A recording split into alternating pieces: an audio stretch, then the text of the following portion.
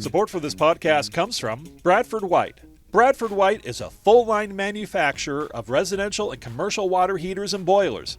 While being manufactured and assembled in the USA by American craftspeople, Bradford White's goal is to deliver high-quality, superior products specifically built for the professional contractor. You can always count on the performance and reliability of our built-to-be-the-best products. Visit bradfordwhite.com to learn more. Support for this podcast comes from Shuby. Shuby makes it easy to take your customer service to the next level. Show your clients you care with their full line of extra large, extra durable products made specifically to protect their home or business. Shuby products were made by service professionals for service professionals. None of those cheap, thin shoe covers that tear on the job. Their booties are made tough. They have surface protection products for every floor type to make sure you don't leave behind scuffs or scrapes. And don't forget their coveralls, made with an extra long torso for ease of motion while keeping your uniform clean all day. Let Shuby prevent the hassle of cleanup by preventing the mess in the first place. Put your best foot forward with Shuby today. Visit their website at www.shuby.com or give them a call and mention coupon code CPPOD10 to receive 10% off your next order.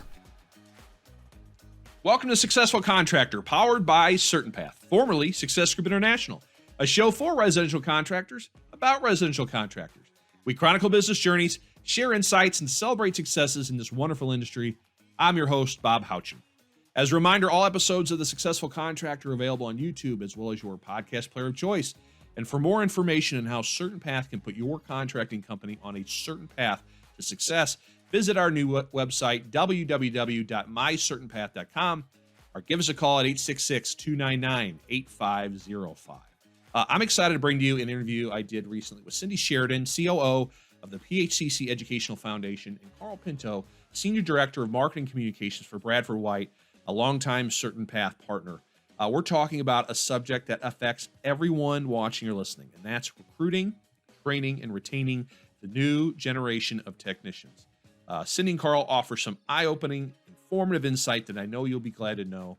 So without further ado, here's Cindy Sheridan, COO of the PHCC Educational Foundation, and Carl Pinto, Senior Director of Marketing Communications for Bradford White. I hope you enjoy our conversation and take away a nugget or two. Cindy and Carl, thank you so much for being on the show today. I'm very excited to talk to you. Cindy, let's start with you. Can you share with everyone your name and who you're with? Yes, thank you for inviting us. It's a pleasure to be here. I'm Cindy Sheridan. I'm the Chief Operating Officer of the PHCC Educational Foundation. We are the charitable arm of the Plumbing, Heating, Cooling Contractors National Association. Very good. Very good. Well, very glad to have you. Thank you for making time for me. Carl, same question to you. Share with everyone your name and who you're with. Sure, Bob. Thanks for having us on today. My name is Carl Pinto. I'm with Bradford White Corporation. I'm the Senior Director of Marketing Communications. I've been here for about 10 years now. In this department, my team has oversight for Bradford White water heaters, Nile steel tank, and Lars heating systems, all the subsidiaries of Bradford White. Bradford White, that certainly offers lots to contractors. And we're very appreciative of your connection to CertainPath. It's been a long, great one. So thank you so much for your time. Before digging into this topic of the amount of talent going into the trades, I always love learning people's stories. I think so much can be learned from it. I think it's fascinating. Cindy, let's start with you. How did you get into this trade world, and how did you become the COO of the PHCC Educational Foundation? Well, I had no background in construction, but I did have a background in working for trade associations and regional associations. So I started at PHCC about in 2000. I headed up their membership and chapter relations area. And then in 2010, I moved over to the foundation and took the job as the COO. And the foundation focuses on education and training for those coming into the industry. So apprentices, service technicians, we provide resources for those folks that are just starting out their career in the industry. Right. God bless you for it. We need to get more and more people heading your way, right? Hey, Carl, how about you? You said 10 years with Bradford White. What was your background beforehand? What kind of work were you doing? Where were you at prior? Well, Bob, I was basically in marketing communications for all of my career, and did that in a couple of Fortune 50 companies.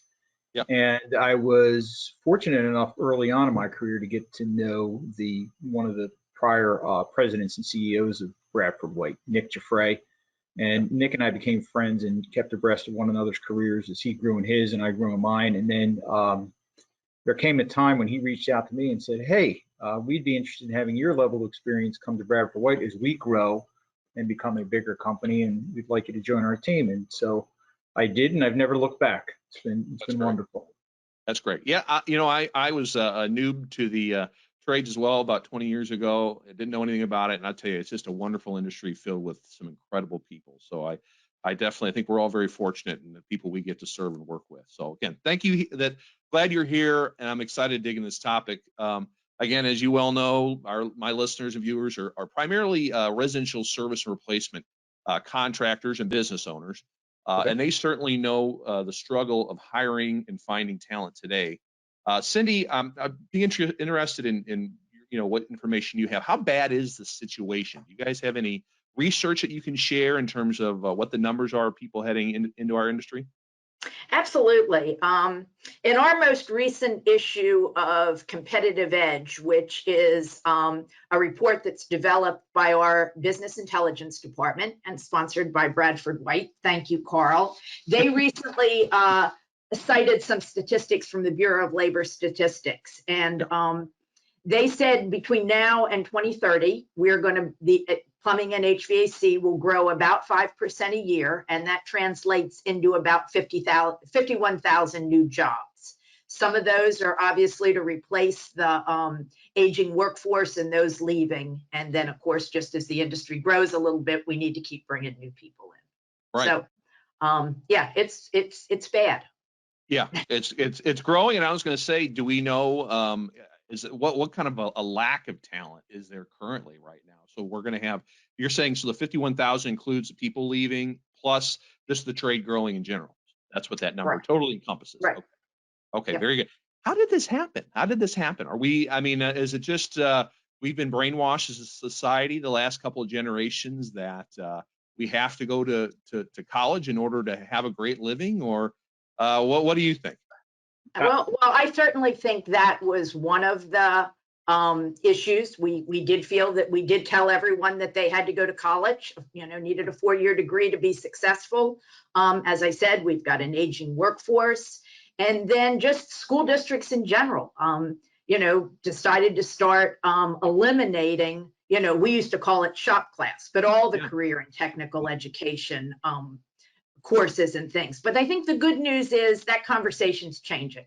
I think there's a much greater awareness among educators that a great deal of the jobs, the good jobs in this country, while they require post-secondary education and training, they don't require a 4-year education. And then, of course, we've seen the whole, thing with college debt. People are much more aware. I think they think twice before, do I just start at a community college? What do I need? So I think that's the good news. Yeah, very good. Carl, you look like you had something to say. Please go ahead. I know, as Cindy mentioned, I went through shop class. Many of my classmates through high school went on to go into the trade. And if you go to that same guidance counselor's office today in some of these schools, you might see a dusty little pamphlet on the trades and just myriads of billboard material and electronic material pushing people towards colleges. And as mentioned, the last several administrations pushed it. It wasn't until the last presidential election where you heard more discussion about the trades, that not everybody has to go to college, that there are great opportunities in the trades. And we're excited to hear that, because we are passionate about that and truly believe that. And that's one of the main reasons why Bradford White is a sponsor of these endeavors that PHCC engages in to bring more people into the industry at large. And this isn't just about contractors too, Bob. It's really an industry plight. We need people in all segments, from distribution to manufacturing to the contractors. Yeah, for sure. Let me follow up with my next question, because you kind of veered into it, is how is this lack of talent going to affect contractors? It already is, but is it what do they need to do to respond to this? And then equally as concerning is, how is this going to affect consumers? Because prices are already going up. I think it's Well, probably going to get even worse. What do you think? I think Cindy would agree. Neither of us know a contractor right now that isn't busy. Yeah. They're working several hours a week. They're all talking about trying to find good help, and not just young help, people that are maybe transitioning from other careers, people that are coming out of the military, just good quality people to be part of their teams. Yeah. And it's been a challenge. So as we look at how this certainly affects the contractors, when you look at the homeowners, and one of the things that they're going to have is just the demand. Some people are going to wait maybe a day or two for what is generally been considered an emergency service. Some of these contractors just do not have enough bandwidth. And I think one of the things that was really underscored by the pandemic was just how critical contractors are to the health and well-being of our nation when it comes to comfort, sanitization, hot water, things that we probably took for granted. I mean, It wasn't but days into the pandemic where many people in our industry were dispatched to the field hospitals throughout the country, actively putting in hot water systems, sanitization systems to help the what was at the time all these anticipated cases of COVID coming in and filling these hospitals. Yep. So it's a critical role, but most people probably until the pandemic didn't have a lot of line of sight to that kind of work. Right. You're right. You're absolutely right. Cindy, I'm intrigued in your viewpoint on the same thing. This lack of talent moving into the trades. How is that affecting contractors, but also again the general public in terms of any which way, price and what we pay for services, or in terms of waiting for service? What's your viewpoint? Well, certainly everything that Carl said. I think one of the things we are seeing is contractors are being more proactive about trying to find workers. I mean, every industry is finding workers. As Carl said, he's involved with some of our workforce issues. We sponsor and manage the plumbing competition at Skills USA. And this year there were over 100 different competitions, 5,000 students. And as you walk through, it just brings home that we are all competing for the same people. So one of the things we've seen, and just an example, is more contractors are starting in-house training programs or supplementing training programs. Yes. The foundation has, through our PHCC Academy, online training for, as I said, people coming into the trades. So, and there's more acceptance of online training now, and that offers the flexibility for someone getting trained that might have childcare issues, elder care issues, if they work for a company that has to travel for jobs. We're seeing a lot more virtual reality training in our industry. And they're incorporating that in their businesses if they have to, kind of upskill somebody on something. And that's virtual reality training is very attractive to a lot of people, particularly young people who've grown up with gaming. So I think there's those kind of things we're seeing. Carl can certainly talk to this, but I think contractors are using technology more because there's less people, and there's more ways to use technology and to supplement that you don't have as many people. So I think there's some of the things we're seeing members do. But certainly, as Carl said, price, wait time, contractors just have to manage that better. And I think they're doing that, trying to understand, is it an emergency? Right. When Mrs. Smith calls and says, I have an emergency, and the contractor, says, okay, Mrs. Smith, you have 6 bathrooms. This is probably not an emergency. But if those 6 bathrooms don't have hot water, it's an emergency. Well, that's true. That's true. But if one of those 6 bathrooms is just leaking, turn the water on. That's right. Hot water. It really is true. It's how you call take that it makes a big difference. All that stuff. Right. Two facets of the training piece that we're seeing is certainly the demand by all of our customers, whether it's the suppliers, the wholesalers, or the contractors. They're looking for Bradford White to provide training to put on their own training platforms for hands-on training. We continue to expand the training offering that we have. And part of that is to help them train their new people that are coming on about Bradford White products. But as Cindy mentioned, the sophistication of the products is growing each day as more and more regulations are driving the evolution of our products to be more technically advanced, to help them be more energy efficient and greener. That technology changes and becomes a little bit more sophisticated. So that training is required to help contractors with the new products that are out there and what they're seeing.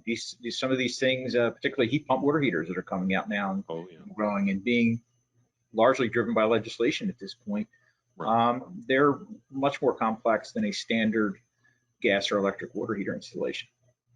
I was going to ask you, you bring up training, and how often are your people in the field meeting with contractors, and what does that typically look like? Will they spend 2 days and just do, or do they spend just a couple hours in a center and do some tech training? Do they ride alongs? Like, what's the full scope of what you guys offer? Well, all of the above. I mean, there is not a day that goes by that Bradford White personnel are not in the field working with our customers, whether it be supplier or a contractor. And that has to do with training. And that training is not only handled by Bradford White employees, that many of whom are former contractors themselves, but also our manufacturers representatives who are also committed to training on behalf of Bradford White. Many have training labs. We have our Technical Excellence Center in Middleville, Michigan. It's adjacent to our factory where we manufacture our water heaters, our tank style water heaters. So people can come to iTech to take training. We just launched a new fleet a couple of weeks ago of 18 trailers amongst our rep force throughout the country that will be committed to going out and helping training at the contractor or wholesaler locations to help meet their needs. Because one of the themes we've talked about is these guys are so busy, they don't have a lot of time. And as much as we'd like to have them come into the plant and come visit us, sometimes it's more convenient for us to go to them, whether it be at a supplier, at their place of business, and do different training modules on specific equipment. And sometimes they're a couple hours to a full day. It just depends on what topic we're going to cover. That's great. And will you customize it based on, whoever you're helping or supporting needs are? Or that's fantastic. Absolutely. So our training team and our reps work with the customer that's requesting a certain level of training. We'll find out what their needs are. Sometimes it is multi-day training particularly if they're new to Bradford White, but we will customize the training based on their needs. That's great. I know that, and people watching and listening go, how do I get access to that? So how do people find out more about what you guys provide in terms of training? Well, I can just, for Bradford White training, you can certainly go to bradfordwhite.com, and there's an entire section in there dedicated to what we do with training. And Bradford White customers can also go on and register in our For the Pro portal. And that portal is a portal that provides a bunch of exclusive benefits and information that they can use to help grow their business and learn about Bradford products. But that also gets them into our For the Pro Training Academy. So they can take advantage of some of the online training classes that we're building out now. That's fantastic. That's fantastic. Now, Cindy, I wanted to follow up with you too. You said a lot of this, you've got more and more, the PHCC offers more online training and virtual training. How do people access that or learn the full scope of what you guys do? I want to be sure to plug that as well.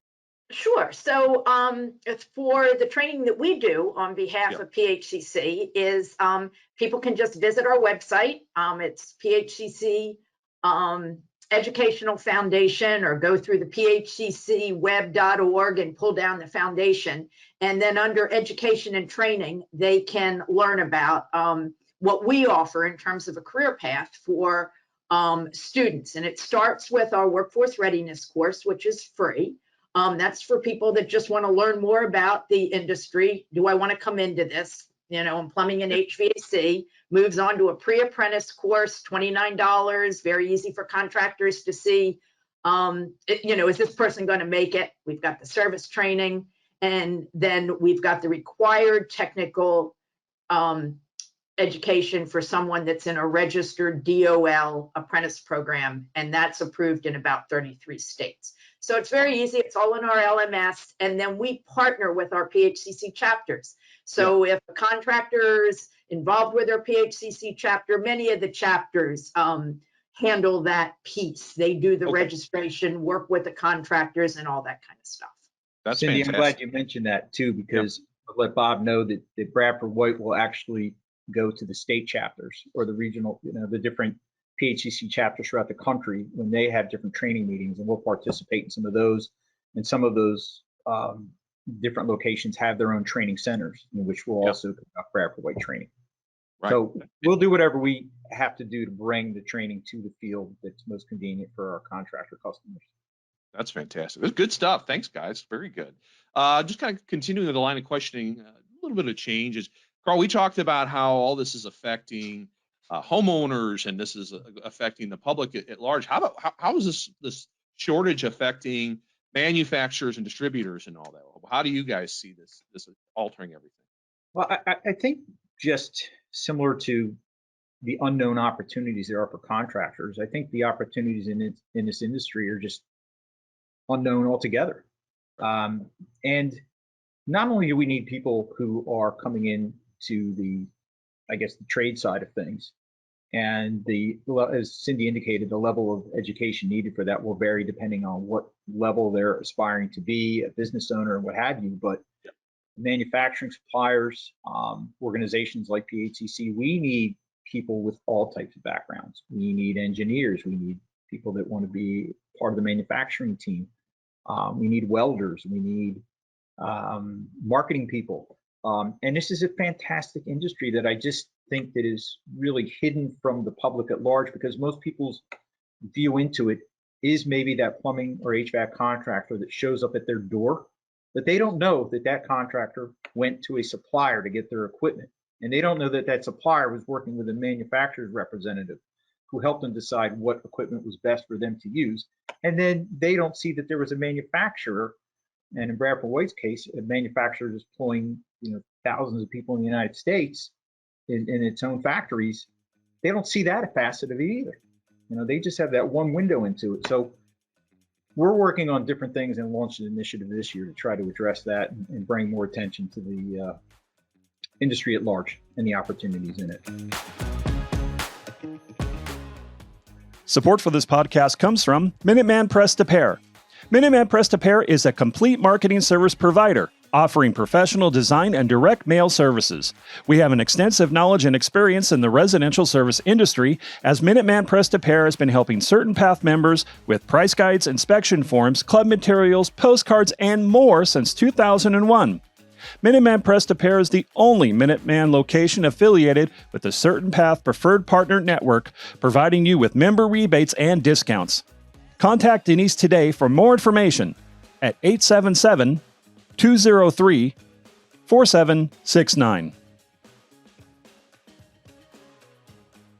Cindy, I know again you're with the Educational Foundation, but maybe you can speak to this.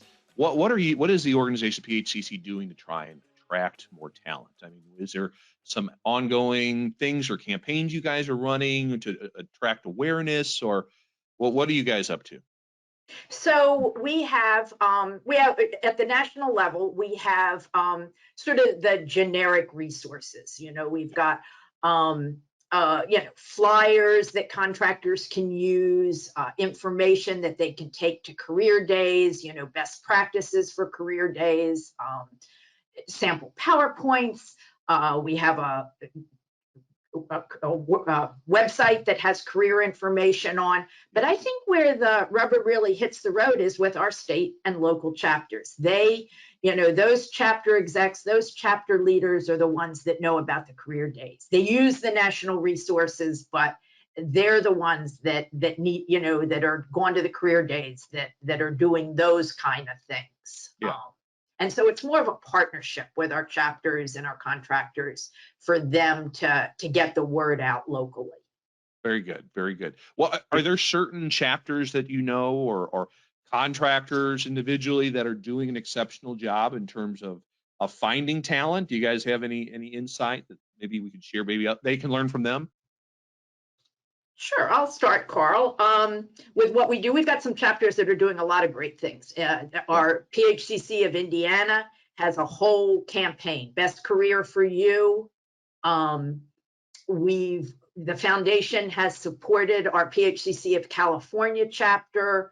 They did a program in Sacramento to introduce at-risk folks to careers in the industry. It was, they did 2 weeks with middle schoolers, 2 weeks with high schoolers, and then 2 weeks with adults to introduce them to plumbing and HVAC. We are working with a school in Indianapolis to help them start a plumbing program. It's an adult education school with English as a second language. So, and many of our contractors in Texas, there's a contractor, Sam Dowdy. He worked with his school district to bring students over to tour their business.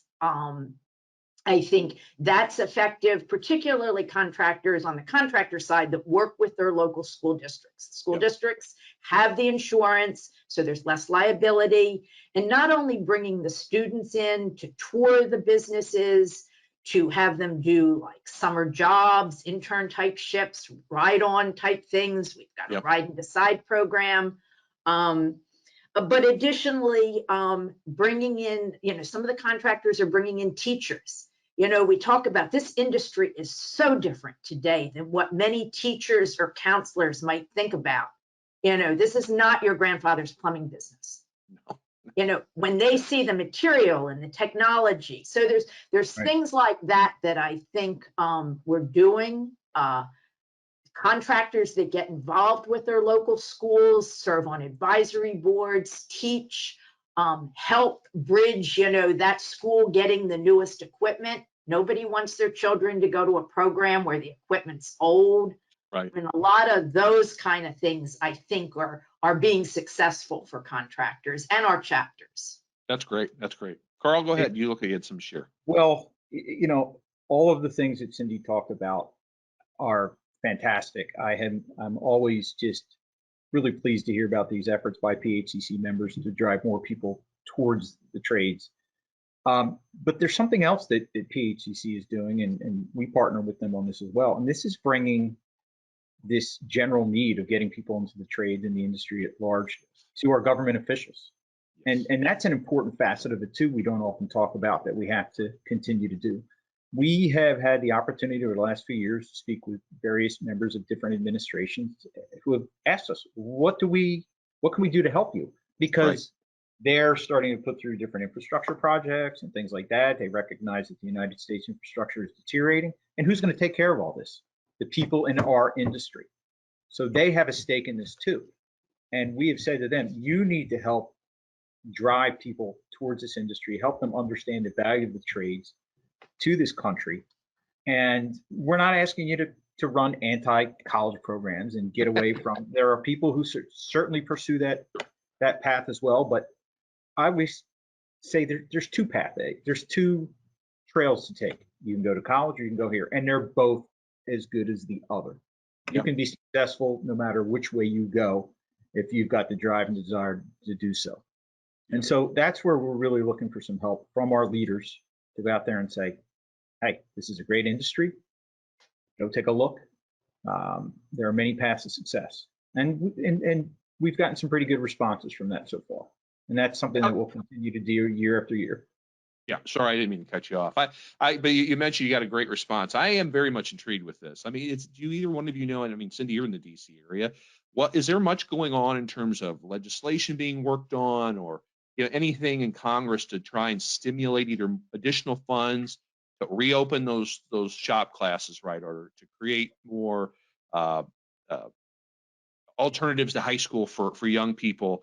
Like, is there anything of that going on right now, or are we just in the awareness phase, or what do you guys know that might be able to share with everyone?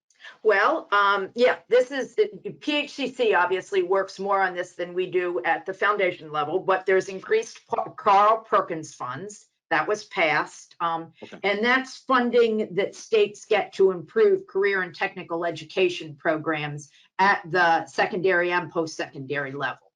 The recent Inflation Reduction Act, that has requirements to use registered apprentices, as well as financial incentives for companies using apprentices on jobs. Okay.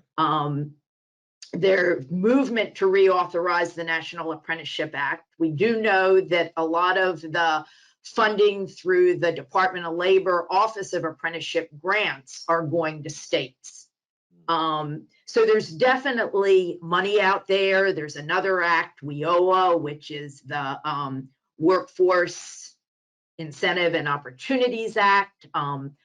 You know, all this, there is money out there. I think the challenge for contractors particularly is, how do I access it? Or for schools, you know, our chapter apprentice programs, it's very confusing.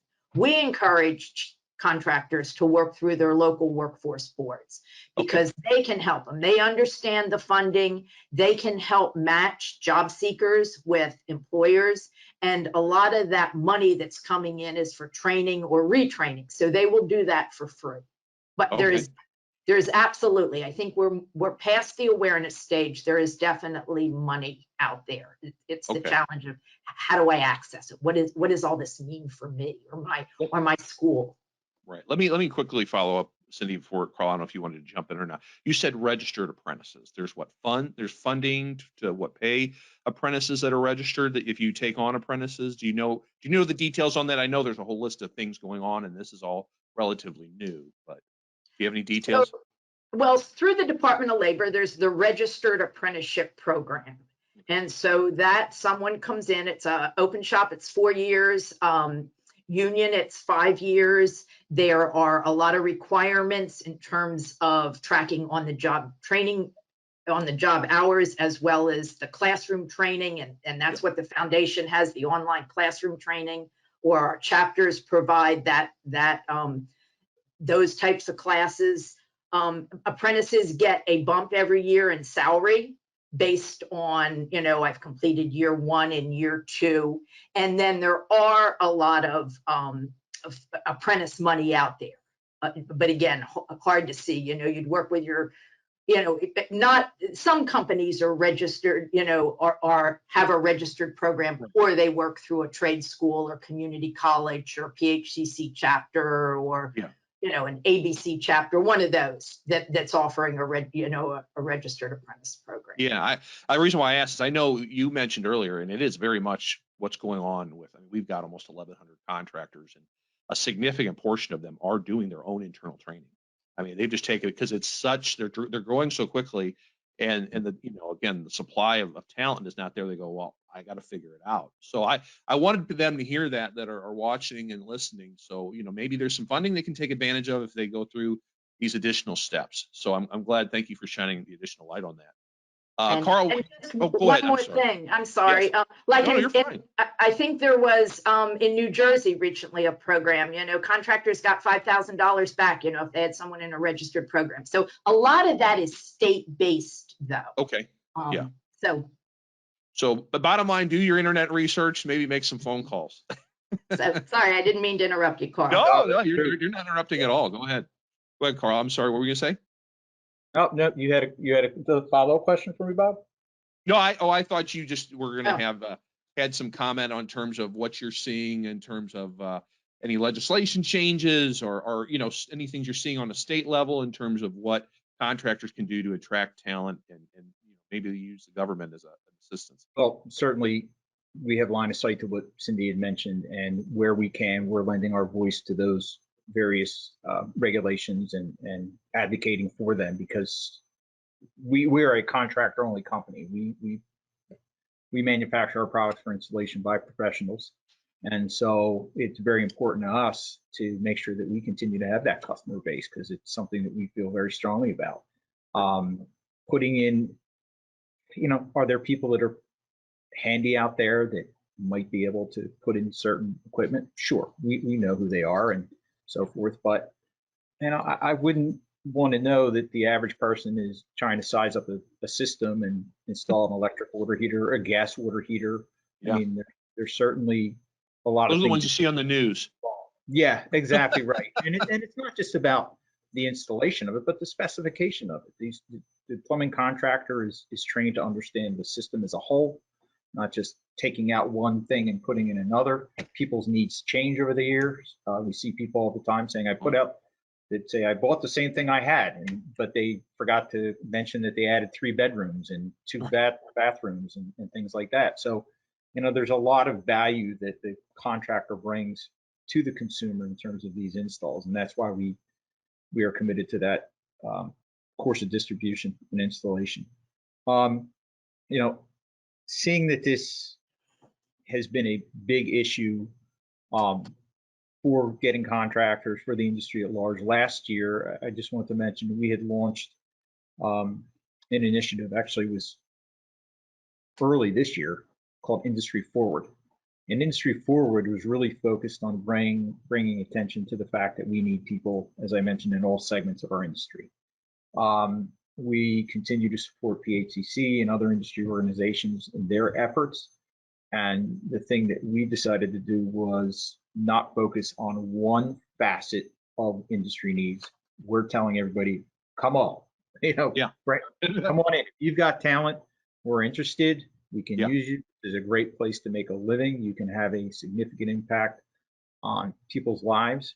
And so Industry Forward is taking a quick couple of, I'd say, trying to take some of those traditional paths of getting to the trade schools and so forth, and providing funding and getting to programs that try to bring minorities into the workforce, into the industry, veterans who are looking to change their course, people who are looking for second and third careers and want to change what they're doing, and just saying, hey, come look at us over here. We've got some great things that you can do.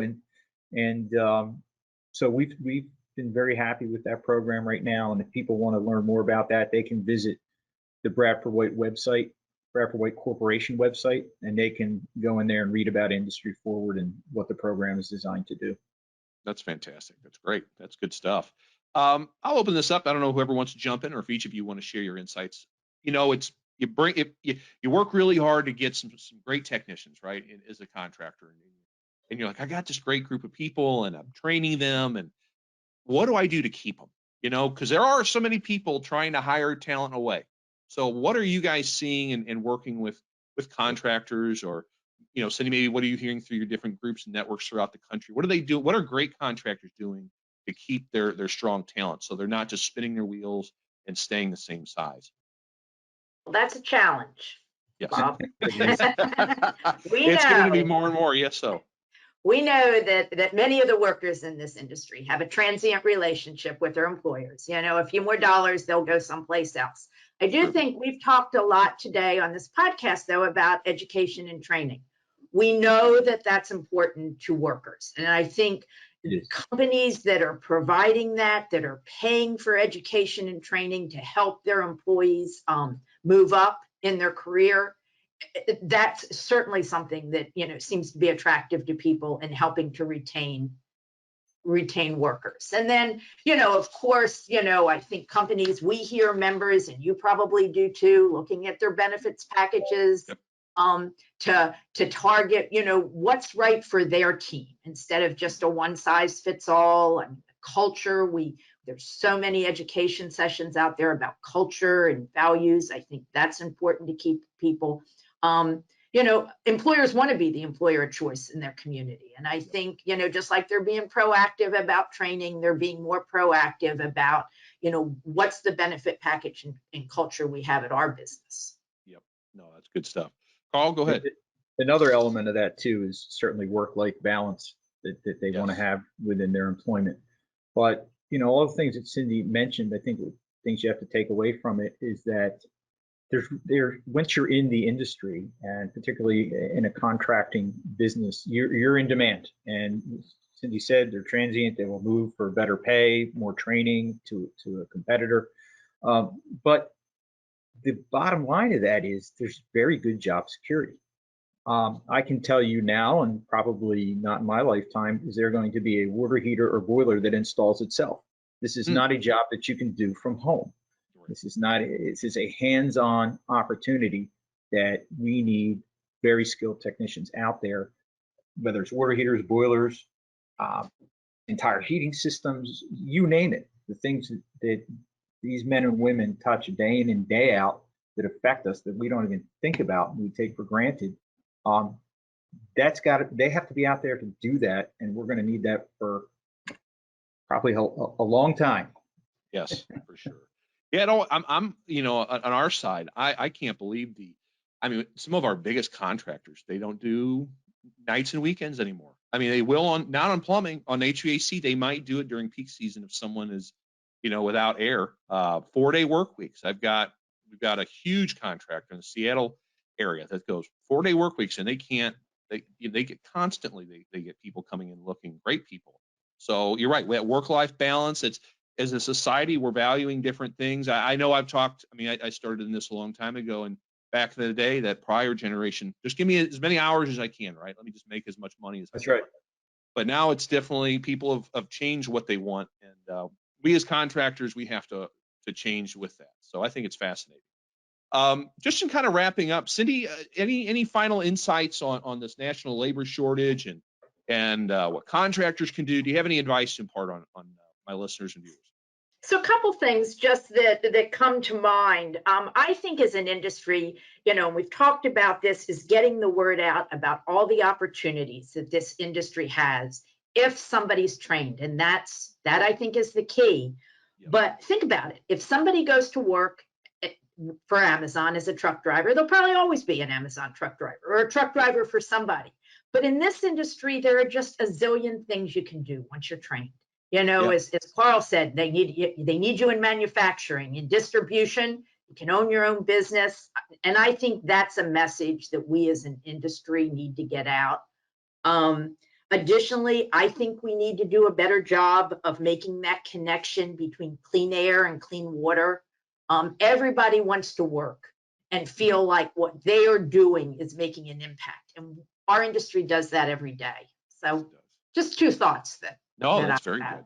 Cindy, I like what you said about with the contractors. Really, that is a really excellent entry point to the industry at large. There are tremendous opportunities for contractors within those ranks, but then they get to see when they start talking to their distributors, their manufacturers, and so forth. A number of people that are my colleagues in this building right now, or at our Middleville, Michigan plant, in our training facility, in our customer service area, our tech support, they're all have worked as contractors and have a lot of experience in that area. Many of the people that work for our manufacturers representatives, same thing. They were contractors when they started in this industry and decided to take another path.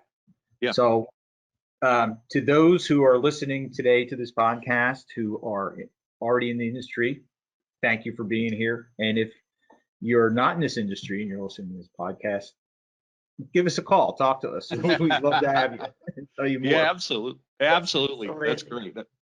Very good. Great way to end, Carl. Carl, Cindy, thank you so very, very much. This was great. I really enjoyed the conversation. You guys offered a lot of fantastic insight. I think that can help all sorts of different audience. So I really appreciate your time, and have a great rest of your day. Thank you so much.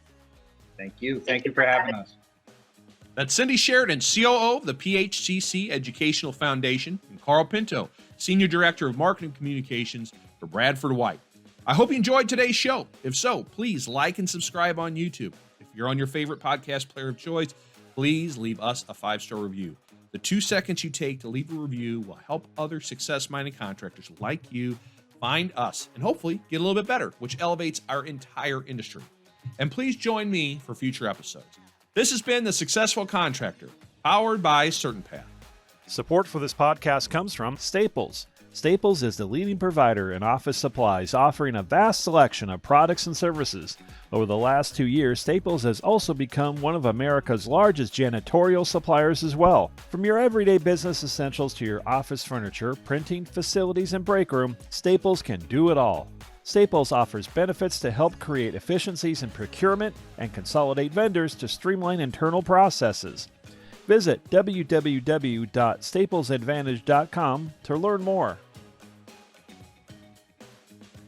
The Successful Contractor podcast is part of the CertainPath family.